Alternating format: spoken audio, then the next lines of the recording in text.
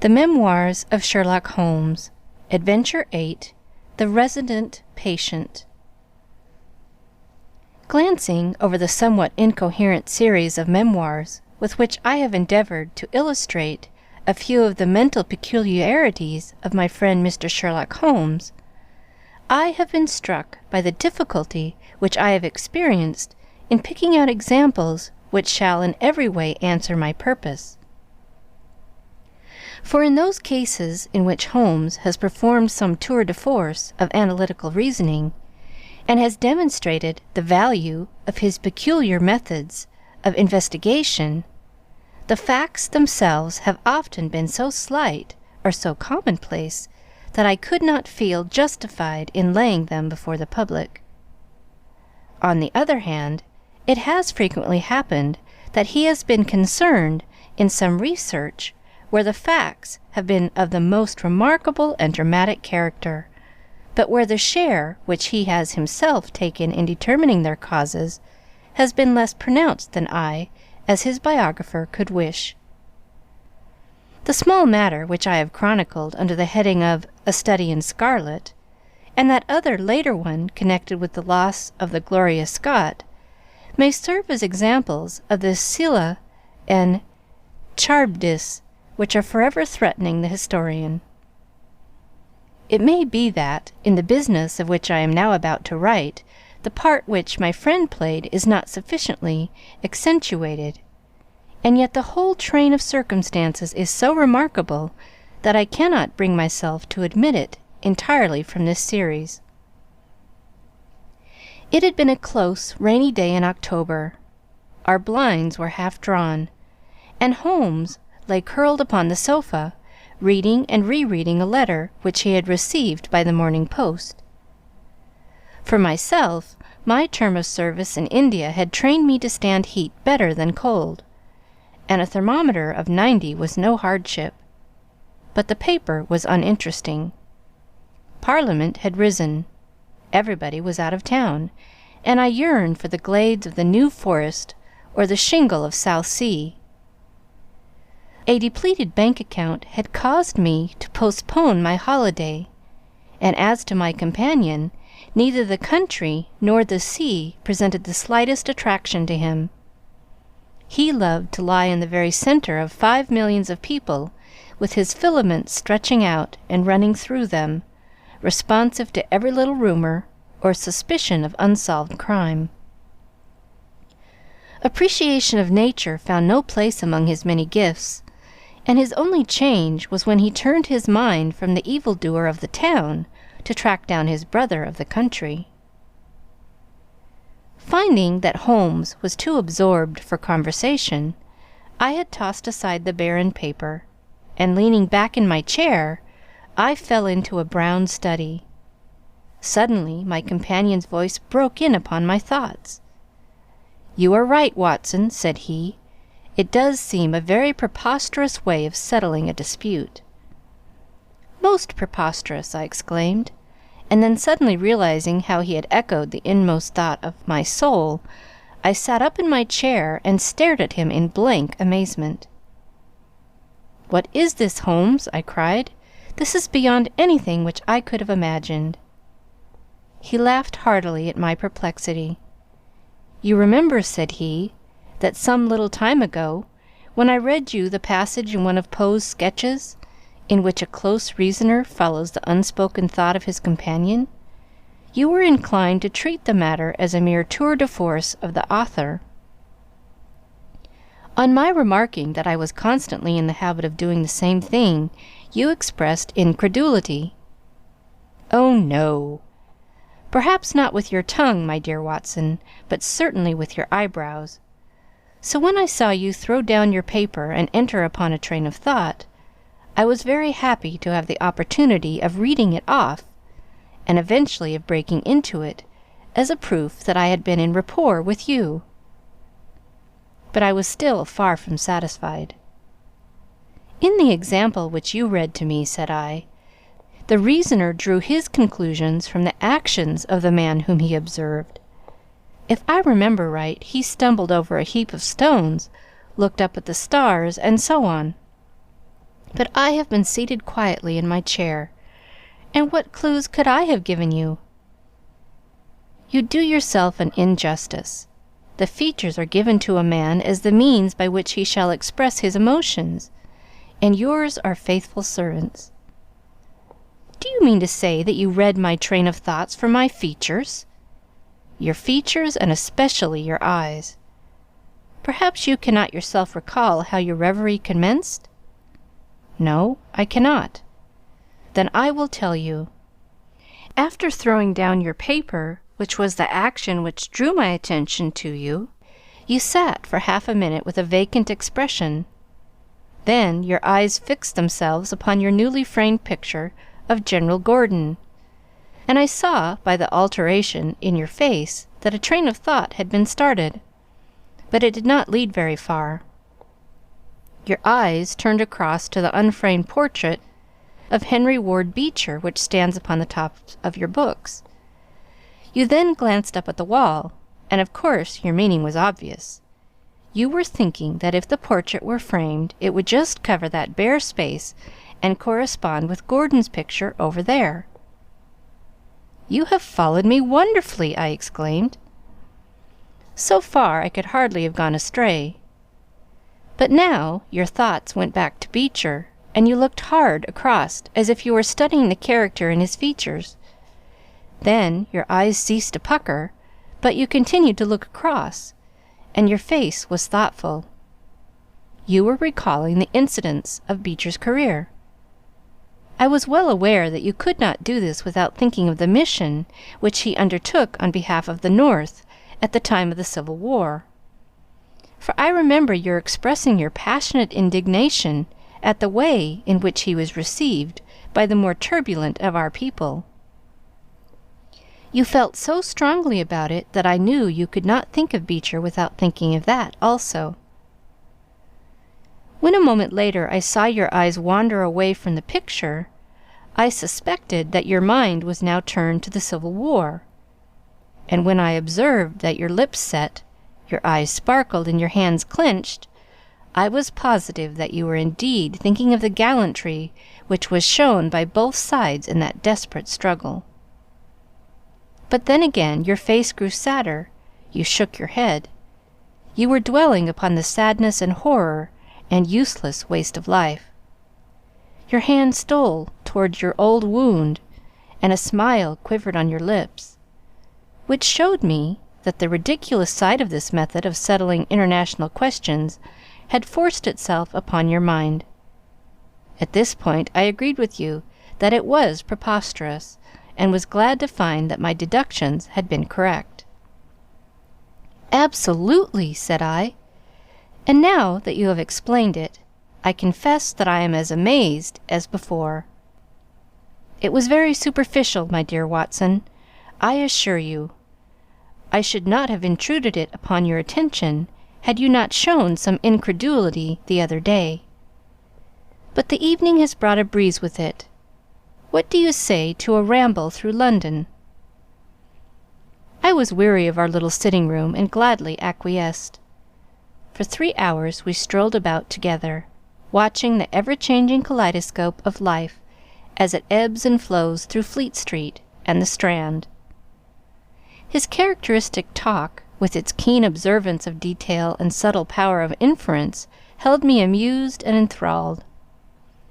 It was 10 o'clock before we reached Baker Street again.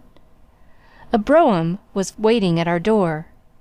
A doctor's general practitioner, I perceive, said Holmes. Not been long in practice, but has had a great deal to do. Come to consult us, I fancy. Lucky we came back. I was sufficiently conversant with Holmes' methods to be able to follow his reasoning, and to see that the nature and state of the various medical instruments in the wicker basket which hung in the lamplight inside the brougham had given the data for his swift deduction. The light in our window above showed that this late visit was indeed intended for us. With some curiosity as to what could have sent a brother medico to us at such an hour, I followed Holmes into our sanctum. A pale, taper-faced man, with sandy whiskers, rose up from a chair by the fire as we entered. His age may not have been more than 3 or 34, but his haggard expression and unhealthy hue told of a life which had sapped his strength and robbed him of his youth. His manner was nervous and shy, like that of a sensitive gentleman, and the thin white hand which he laid on the mantelpiece as he rose was that of an artist rather than of a surgeon. His dress was quiet and somber, a black frock coat, dark trousers, and a touch of color about his necktie. "Good evening, doctor," said Holmes cheerily. "I am glad to see that you have only been waiting a very few minutes. You spoke to my coachman, then?" "No, it was the candle on the side table that told me. Pray resume your seat and let me know how I can serve you." "My name is Dr. Percy Trevelyan," said our visitor, "and I live at 403 Brook Street." "Are you not the author of a monograph upon obscure nervous lesions?" I asked. His pale cheeks flushed with pleasure at hearing that his work was known to me. "I so seldom hear of the work that I thought it was quite dead," said he. "My publishers gave me a most discouraging account of its sale. You are yourself, I presume, a medical man?" "A retired army surgeon." "My own hobby has always been nervous disease. I should wish to make it an absolute specialty, but of course a man must take what he can get at first. This, however, is beside the question, Mr. Sherlock Holmes, and I quite appreciate how valuable your time is. The fact is that a very singular train of events has occurred recently at my house in Brook Street, and tonight they came to such a head that I felt it was quite impossible for me to wait another hour before asking for your advice and assistance." Sherlock Holmes sat down and lit his pipe. "You are very welcome to both," said he. "Pray let me have a detailed account of what the circumstances are which have disturbed you." "One or two of them are so trivial," said Dr. Trevelyan, "that really I am almost ashamed to mention them. But the matter is so inexplicable, and the recent turn which it has taken is so elaborate, that I shall lay it all before you, and you shall judge what is essential and what is not. I am compelled, to begin with, to say something of my own college career. I am a London University man, you know, and I am sure that you will not think that I am unduly singing my own praises if I say that my student career was considered by my professors to be a very promising one. After I had graduated, I continued to devote myself to research, occupying a minor position in King's College Hospital, and I was fortunate enough to excite considerable interest by my research into the pathology of catalepsy, and finally to win the Bruce Pinkerton Prize and medal by the monograph on nervous lesions to which your friend has just alluded. I should not go too far if I were to say that there was a general impression at that time that a distinguished career lay before me. But the one great stumbling block lay in my want of capital. As you will readily understand, a specialist who aims high is compelled to start in one of a dozen streets in the Cavendish Square quarter, all of which entail enormous rents and furnishing expenses. Besides this preliminary outlay, he must be prepared to keep himself for some years and to hire a presentable carriage and horse. To do this was quite beyond my power, and I could only hope that by economy I might in 10 years' time save enough to enable me to put up my plate. Suddenly, however, an unexpected incident opened up quite a new prospect to me. This was a visit from a gentleman of the name of Blessington, who was a complete stranger to me. He came up to my room one morning and plunged into business in an instant. "You are the same Percy Trevelyan who has had so distinguished a career and won a great prize lately?" said he. I bowed. "Answer me frankly," he continued, "for you will find it to your interest to do so. You have all the cleverness which makes a successful man. Have you the tact?" I could not help smiling at the abruptness of the question. "I trust that I have my share," I said. "Any bad habits? Not drawn towards drink, eh?" "Really, sir!" I cried. "Quite right. That's all right. But I was bound to ask. With all these qualities, why are you not in practice?" I shrugged my shoulders. "Come, come," said he in his bustling way. "It's the old story. More in your brains than in your pocket, eh? What would you say if I were to start you in Brook Street?" I stared at him in astonishment. "Oh, it's for my sake, not for yours," he cried. "I'll be perfectly frank with you. And if it suits you, it will suit me very well. I have a few thousands to invest, d'ye see, and I think I'll sink them into you." "But why?" I gasped. "Well, it's just like any other speculation, and safer than most." "What am I to do, then?" "I'll tell you. I'll take the house, furnish it, pay the maids, and run the whole place. All you have to do is just to wear out your chair in the consulting room. I'll let you have pocket money and everything. Then you hand over to me 3/4 of what you earn, and you keep the other quarter for yourself." This was the strange proposal, Mr. Holmes, with which the man Blessington approached me. I won't weary you with the account of how we bargained and negotiated. It ended in my moving into the house next Lady Day, and starting in practice on very much the same conditions as he had suggested. He came himself to live with me in the character of a resident patient. His heart was weak, it appears, and he needed constant medical supervision.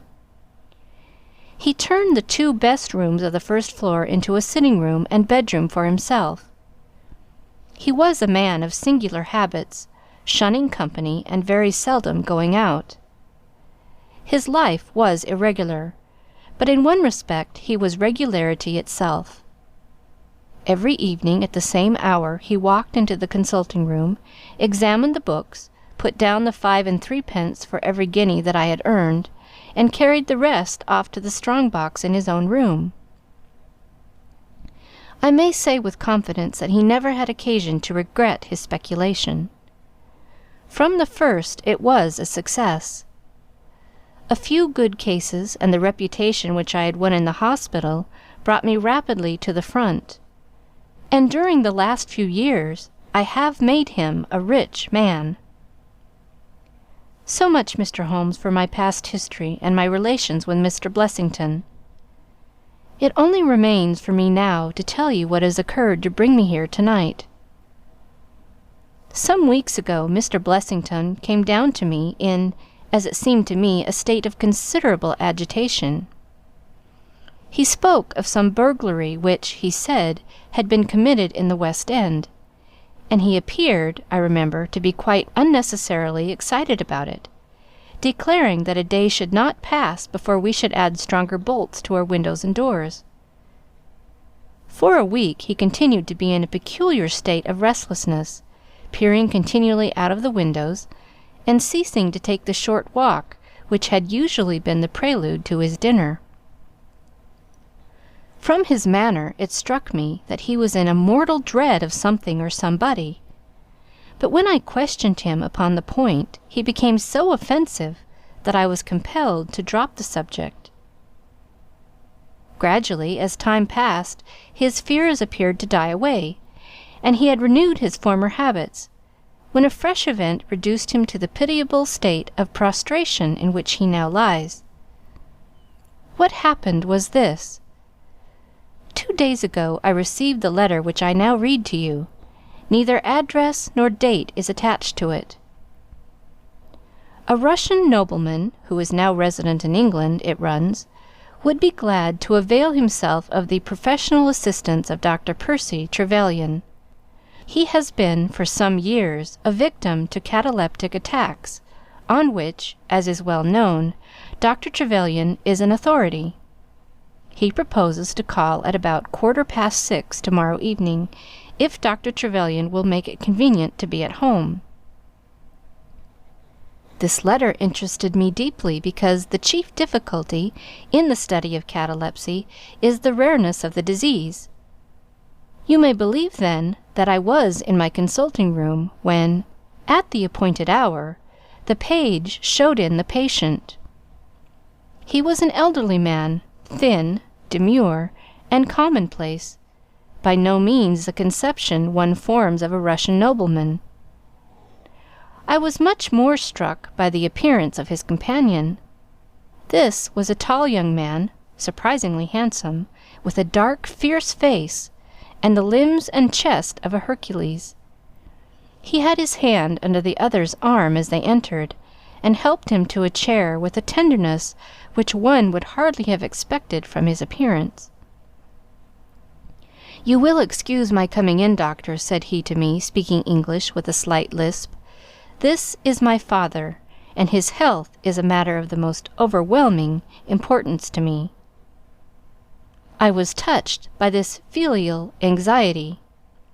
"You would, perhaps, care to remain during the consultation?" said I. "Not for the world!" he cried, with a gesture of horror. "It is more painful to me than I can express. If I were to see my father in one of these dreadful seizures, I am convinced that I should never survive it. My own nervous system is an exceptionally sensitive one. With your permission, I will remain in the waiting-room while you go into my father's case." To this, of course, I assented, and the young man withdrew. The patient and I then plunged into a discussion of his case, of which I took exhaustive notes. He was not remarkable for intelligence, and his answers were frequently obscure, which I attributed to his limited acquaintance with our language.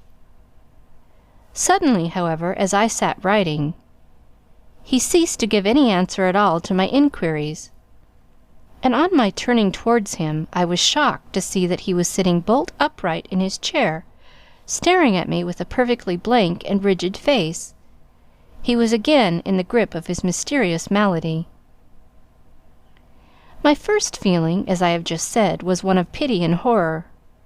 My second, I fear, was rather one of professional satisfaction. I made notes of my patient's pulse and temperature, tested the rigidity of his muscles, and examined his reflexes.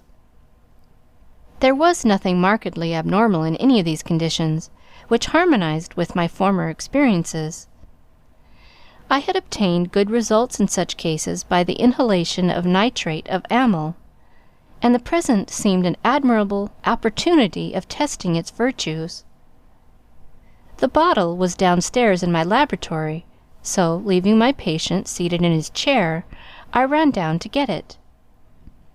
There was some little delay in finding it, 5 minutes, let us say, and then I returned. Imagine my amazement to find the room empty and the patient gone. Of course, my first act was to run into the waiting-room. The son had gone also. The hall door had been closed but not shut. My page, who admits patients, is a new boy and by no means quick. He waits downstairs and runs up to show patients out when I ring the consulting-room bell. He had heard nothing, and the affair remained a complete mystery. Mr. Blessington came in from his walk shortly afterwards, but I did not say anything to him upon the subject. For, to tell the truth, I have got in the way of late of holding as little communication with him as possible. Well, I never thought that I should see anything more of the Russian and his son, so you can imagine my amazement when, at the very same hour this evening, they both came marching into my consulting-room just as they had done before. "I feel that I owe you a great many apologies for my abrupt departure yesterday, doctor," said my patient. "I confess that I was very much surprised at it," said I. "Well, the fact is," he remarked, "that when I recover from these attacks, my mind is always very clouded as to all that has gone before. I woke up in a strange room, as it seemed to me, and made my way out into the street in a sort of dazed way when you were absent." "And I," said the son, seeing my father pass the door of the waiting-room, naturally thought that the consultation had come to an end. It was not until we had reached home that I began to realize the true state of affairs. "Well," said I, laughing, "there is no harm done, except that you puzzled me terribly. So if you, sir, would kindly step into the waiting-room, I shall be happy to continue our consultation, which was brought to so abrupt an ending." For half an hour or so I discussed that old gentleman's symptoms with him, and then, having prescribed for him, I saw him go off upon the arm of his son. I have told you that Mr. Blessington generally chose this hour of the day for his exercise. He came in shortly afterwards and passed upstairs. An instant later I heard him running down, and he burst into my consulting room like a man who is mad with panic. "Who has been in my room?" he cried. "No one," said I. "It's a lie!" he yelled. "Come up and look." I passed over the grossness of his language, as he seemed half out of his mind with fear. When I went upstairs with him, he pointed to several footprints upon the light carpet. "Do you mean to say those are mine?" he cried. They were certainly very much larger than any which he could have made, and were evidently quite fresh. It rained hard this afternoon, as you know, and my patients were the only people who called. It must have been the case, then, that the man in the waiting-room had, for some unknown reason, while I was busy with the other, ascended to the room of my resident patient. Nothing had been touched or taken, but there were the footprints to prove that the intrusion was an undoubted fact. Mr. Blessington seemed more excited over the matter than I should have thought possible, though of course it was enough to disturb anybody's peace of mind. He actually sat crying in an armchair, and I could hardly get him to speak coherently. It was his suggestion that I should come round to you, and of course I at once saw the propriety of it, for certainly the incident is a very singular one, though he appears to completely overrate its importance. If you would only come back with me in my brougham, you would at least be able to soothe him, though I can hardly hope that you will be able to explain this remarkable occurrence. Sherlock Holmes had listened to this long narrative with an intentness which showed me that his interest was keenly aroused. His face was as impassive as ever, but his lids had drooped more heavily over his eyes, and his smoke had curled up more thickly from his pipe to emphasize each curious episode in the doctor's tale. As our visitor concluded, Holmes sprang up without a word, handed me my hat, picked up his own from the table, and followed Dr. Trevelyan to the door. Within a quarter of an hour, we had been dropped at the door of the physician's residence in Brook Street, one of those sombre, flat-faced houses which one associates with a West End practice. A small page admitted us, and we began at once to ascend the broad, well-carpeted stair. But a singular interruption brought us to a standstill. The light at the top was suddenly whisked out, and from the darkness came a reedy, quivering voice. "I have a pistol," it cried. "I give you my word that I'll fire if you come any nearer."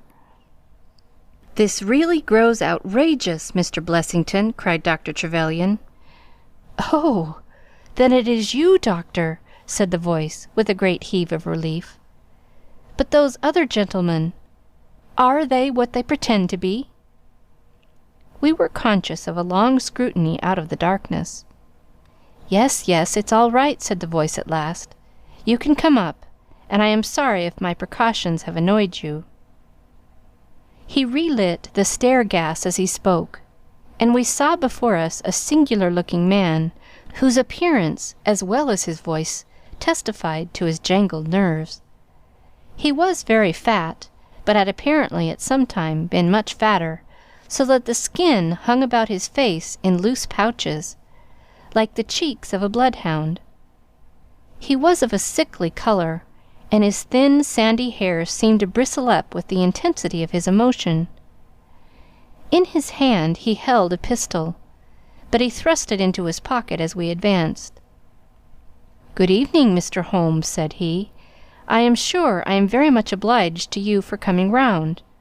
No one ever needed your advice more than I do. I suppose that Dr. Trevelyan has told you of this most unwarrantable intrusion into my rooms?" "Quite so," said Holmes. "Who are these two men, Mr. Blessington, and why do they wish to molest you?" "Well, well," said the resident patient, in a nervous fashion. "Of course, it is hard to say that. You can hardly expect me to answer that, Mr. Holmes." "Do you mean that you don't know?" "Come in here, if you please. Just have the kindness to step in here." He led the way into his bedroom, which was large and comfortably furnished. "You see that?" said he, pointing to a big black box at the end of his bed. "I have never been a very rich man, Mr. Holmes. Never made but one investment in my life, as Dr. Trevelyan would tell you. But I don't believe in bankers. I would never trust a banker, Mr. Holmes. Between ourselves, what little I have is in that box, so you can understand what it means to me when unknown people force themselves into my rooms." Holmes looked at Blessington in his questioning way and shook his head. "I cannot possibly advise you if you try to deceive me," said he. "But I have told you everything." Holmes turned on his heel with a gesture of disgust. "Good night, Dr. Trevelyan," said he. "And no advice for me?" cried Blessington in a breaking voice. "My advice to you, sir, is to speak the truth." A minute later we were in the street and walking for home. We had crossed Oxford Street and were halfway down Harley Street before I could get a word from my companion. "Sorry to bring you out on such a fool's errand, Watson," he said at last. "It is an interesting case, too, at the bottom of it." "I can make little of it," I confessed. "Well, it is quite evident that there are two men, more perhaps, but at least two, who are determined for some reason to get at this fellow Blessington. I have no doubt in my mind that both on the first and on the second occasion that young man penetrated to Blessington's room, while his confederate, by an ingenious device, kept the doctor from interfering. And the catalepsy? A fraudulent imitation, Watson, though I should hardly dare to hint as much to our specialist. It is a very easy complaint to imitate. I have done it myself." "And then?" "By the purest chance, Blessington was out on each occasion. Their reason for choosing so unusual an hour for a consultation was obvious, to ensure that there should be no other patient in the waiting-room. It just happened, however, that this hour coincided with Blessington's constitutional, which seems to show that they were not very well acquainted with his daily routine. Of course, if they had been merely after plunder, they would at least have made some attempt to search for it. Besides, I can read in a man's eye when it is his own skin that he is frightened for. It is inconceivable that this fellow could have made two such vindictive enemies as these appear to be without knowing of it. I hold, therefore, to be certain that he does know who these men are, and that for reasons of his own he suppresses it. It is just possible that tomorrow may find him in a more communicative mood." "Is there not one alternative?" I suggested. "Grotesquely improbably, no doubt, but still just conceivable. Might the whole story of the cataleptic Russian and his son be a concoction of Dr. Trevelyan's, who has for his own purposes been in Blessington's rooms?" I saw in the gaslight that Holmes wore an amused smile at this brilliant departure of mine. "My dear fellow," said he, "it was one of the first solutions which occurred to me, but I was soon able to corroborate the doctor's tale. This young man has left prints upon the stair-carpet which made it quite superfluous for me to ask to see those which he had made in the room.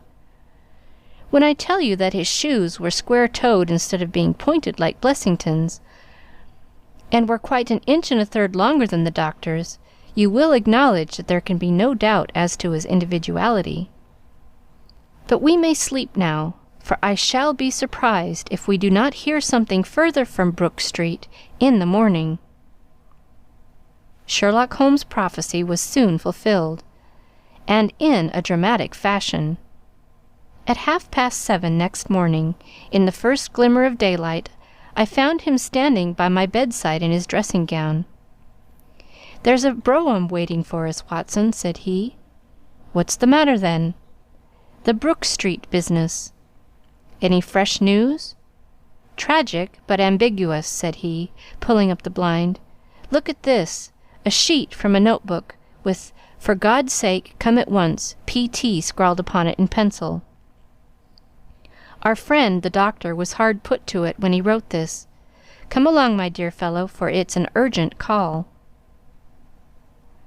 In a quarter of an hour or so we were back at the physician's house. He came running out to meet us with a face of horror. "Oh, such a business!" he cried, with his hands to his temples. "What then?" "Blessington has committed suicide!" Holmes whistled. "Yes, he hanged himself during the night." We had entered, and the doctor had preceded us into what was evidently his waiting-room. "I really hardly know what I am doing," he cried. "The police are already upstairs. It has shaken me most dreadfully." "When did you find it out?" "He has a cup of tea taken in to him early every morning. When the maid entered, about 7, there the unfortunate fellow was hanging in the middle of the room. He had tied his cord to the hook on which the heavy lamp used to hang, and he had jumped off from the top of the very box that he showed us yesterday." Holmes stood for a moment in deep thought. "With your permission," said he at last, "I should like to go upstairs and look into the matter." We both ascended, followed by the doctor. It was a dreadful sight which met us as we entered the bedroom door. I have spoken of the impression of flabbiness which this man Blessington conveyed. As he dangled from the hook, it was exaggerated and intensified until he was scarce human in his appearance. The neck was drawn out like a plucked chicken's, making the rest of him seem the more obese and unnatural by the contrast. He was clad only in his long night-dress, and his swollen ankles and ungainly feet protruded starkly from beneath it. Beside him stood a smart-looking police inspector, who was taking notes in a pocket-book. "Ah, Mr. Holmes," said he heartily as my friend entered, "I am delighted to see you." "Good morning, Lanier," answered Holmes. "You won't think me an intruder, I am sure. Have you heard of the events which led up to this affair?" "Yes, I heard something of them." "Have you formed any opinion?" "As far as I can see, the man has been driven out of his senses by fright. The bed has been well slept in, you see. There is his impression deep enough. It's about 5 in the morning, you know, that suicides are most common. That would be about his time for hanging himself. It seems to have been a very deliberate affair." "I should say that he has been dead about 3 hours, judging by the rigidity of the muscles," said I. "Noticed anything peculiar about the room?" asked Holmes. "Found a screwdriver and some screws on the wash-hand stand. Seems to have smoked heavily during the night, too. Here are 4 cigar ends that I picked out of the fireplace." Said Holmes. "Have you got his cigar holder?" "No, I have seen none." "His cigar case, then?" "Yes, it was in his coat pocket." Holmes opened it and smelled the single cigar which it contained. "Oh, this is a Havana, and these others are cigars of the peculiar sort which are imported by the Dutch from their East Indian colonies. They are usually wrapped in straw, you know, and are thinner for their length than any other brand." He picked up the 4 ends and examined them with his pocket lens. "2 of these have been smoked from a holder, and 2 without," said he. "2 have been cut by a not very sharp knife, and 2 have had the ends bitten off by a set of excellent teeth. This is no suicide, Mr. Lanier. It's a very deeply planned and cold-blooded murder." "Impossible!" cried the inspector. And why? Why should anyone murder a man in so clumsy a fashion as by hanging him? That is what we have to find out. How could they get in? Through the front door. It was barred in the morning. Then it was barred after them. How do you know? I saw their traces. Excuse me a moment. I may be able to give you some further information about it. He went over to the door, and turning the lock, he examined it in his methodical way. Then he took out the key, which was on the inside, and inspected that also. The bed, the carpet, the chairs, the mantelpiece, the dead body, and the rope were each in turn examined, until at last he professed himself satisfied, and with my aid, and that of the inspector, cut down the wretched object and lay it reverently under a sheet. "How about this rope?" he asked. "It is cut off this," said Dr. Trevelyan, drawing a large coil from under the bed. He was morbidly nervous of fire, and always kept this beside him, so that he might escape by the window in case the stairs were burning. "That must have saved them trouble," said Holmes, thoughtfully. "Yes, the actual facts are very plain, and I shall be surprised if by the afternoon I cannot give you the reasons for them as well. I will take this photograph of Blessington, which I see upon the mantelpiece, as it may help me in my inquiries." "But you have told us nothing!" cried the doctor. "Oh, there can be no doubt as to the sequence of events," said Holmes. "There were 3 of them in it, the young man, the old man, and a third, to whose identity I have no clue. The first 2, I need hardly remark, are the same who masqueraded as the Russian count and his son, so we can give a very full description of them. They were admitted by a confederate inside the house.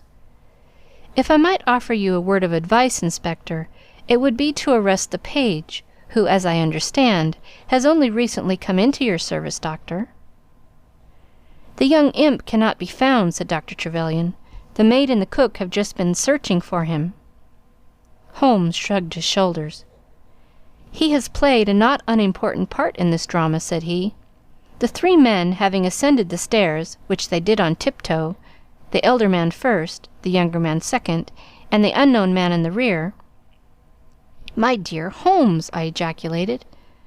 "Oh, there could be no question as to the superimposing of the footmarks. I had the advantage of learning which was which last night. They ascended, then, to Mr. Blessington's room, the door of which they found to be locked. With the help of a wire, however, they forced round the key. Even without the lens, you will perceive, by the scratches on this ward, where the pressure was applied. On entering the room, their first proceeding must have been to gag Mr. Blessington. He may have been asleep, or he may have been so paralyzed with terror as to have been unable to cry out. These walls are thick, and it is conceivable that his shriek, if he had time to utter one, was unheard. Having secured him, it is evident to me that a consultation of some sort was held. Probably it was something in the nature of a judicial proceeding. It must have lasted for some time, for it was then that these cigars were smoked. The older man sat in that wicker chair. It was he who used the cigar holder. The younger man sat over yonder. He knocked his ash off against the chest of drawers. The third fellow paced up and down. Blessington, I think, sat upright in the bed, but of that I cannot be absolutely certain. Well, it ended by their taking Blessington and hanging him. The matter was so prearranged that it is my belief that they brought with them some sort of block or pulley which might serve as a gallows. That screwdriver and those screws were, as I conceive, for fixing it up. Seeing the hook, however, they naturally saved themselves the trouble. Having finished their work, they made off, and the door was barred behind them by their confederate. We had all listened with the deepest interest to this sketch of the night's doings, which Holmes had deduced from signs so subtle and minute that, even when he had pointed them out to us, we could scarcely follow him in his reasoning. The inspector hurried away on the instant to make inquiries about the page, while Holmes and I returned to Baker Street for breakfast. "I'll be back by 3, said he, when we had finished our meal. "Both the inspector and the doctor will meet me here at that hour, and I hope by that time to have cleared up any little obscurity which the case may still present." Our visitors arrived at the appointed time, but it was 3:45 before my friend put in an appearance. From his expression as he entered, however, I could see that all had gone well with him. "Any news, Inspector?" "We have got the boys, sir." "Excellent, and I have got the men." "You have got them?" we cried, all three. "Well, at least I have got their identity. This so-called Blessington is, as I expected, well known at headquarters, and so are his assailants. Their names are Biddle, Hayward, and Moffat." "The Worthington Bank gang?" cried the inspector. "Precisely," said Holmes. "Then Blessington must have been Sutton." "Exactly," said Holmes. "Why, that makes it as clear as crystal," said the inspector. But Trevelyan and I looked at each other in bewilderment. "You must surely remember the great Worthington Bank business," said Holmes. 5 men were in it, these 4 and a 5th called Cartwright. Tobin, the caretaker, was murdered, and the thieves got away with £7,000. This was in 1875. They were all 5 arrested, but the evidence against them was by no means conclusive. This Blessington, or Sutton, who was the worst of the gang, turned informer. On his evidence Cartwright was hanged, and the other 3 got 15 years apiece. When they got out the other day, which was some years before their full term, they set themselves, as you perceive, to hunt down the traitor and to avenge the death of their comrade upon him. Twice they tried to get at him and failed. A 3rd time, you see, it came off. Is there anything further which I can explain, Dr. Trevelyan?" "I think you have made it all remarkably clear," said the doctor. No doubt the day on which he was perturbed was the day when he had seen of their release in the newspapers. "Quite so. His talk about a burglary was the merest blind." "But why could he not tell you this?" "Well, my dear sir, knowing the vindictive character of his old associates, he was trying to hide his own identity from everybody as long as he could. His secret was a shameful one, and he could not bring himself to divulge it. However, wretch as he was still living under the shield of British law, and I have no doubt, Inspector, that you will see that though that shield may fail to guard, the sword of justice is still there to avenge." Such were the singular circumstances in connection with the resident patient and the Brook Street doctor. From that night nothing has been seen of the 3 murderers by the police, and it is surmised at Scotland Yard that they were among the passengers of the ill-fated steamer Nora Creina, which was lost some years ago with all hands upon the Portuguese coast, some leagues to the north of Oporto. The proceedings against the page broke down for want of evidence, and the Brook Street mystery, as it was called, has never until now been fully dealt with in any public print. End of Chapter 8.